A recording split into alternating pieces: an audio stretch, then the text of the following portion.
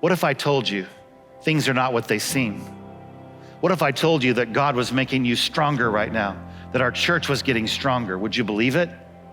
What if I told you your spiritual life was getting deeper, that your faith roots were growing wider?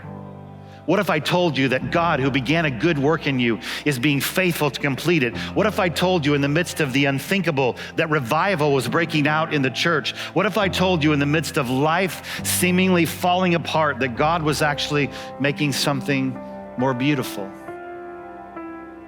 I love the moment in Isaiah 61 where the prophet says, he will give us a crown of beauty for ashes, a joyous blessing instead of mourning, festive praise instead of despair. And in the midst of one of the greatest tragedies in American history right now, this season that you and I are living in, hard to believe, what if I told you that 2,000 years later, he is still exchanging beauty for ashes, joy instead of mourning, praise instead of despair? Do you want that kind of life? It's a weird time. Everything is getting canceled. But things aren't at all what they seem. Not at all, my friend.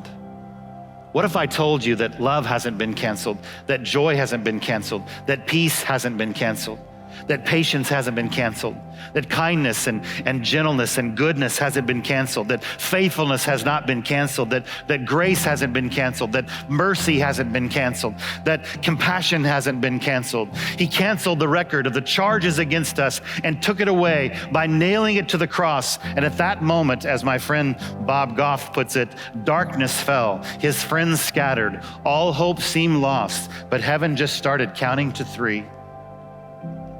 And on that Easter 2020, what if I told you that the King of Kings himself wants to forgive you, that he wants to cancel your debt, that he wants to be in relationship with you, that he loves you, that he longs for the day when you hand over your great debt of sin to him? Some of you need to make a decision right now. I know we're online, I know it's Easter, but today is the day. There's so much power in the good news of Jesus Christ. And if you don't believe me, then just consider this, that I am in a room right now, a room that would normally occupy over 1,200 people, a room that would see about 12,000 people come through in a span of a few days. And I'm by myself, and I'm teaching right now to a bunch of empty seats. That's it. But it matters not, because the power of Easter is unstoppable, because he is risen. He is risen indeed. I know that my Redeemer lives. This virus cannot put Jesus back in the tomb, and the King of Kings cannot, and will not be stopped.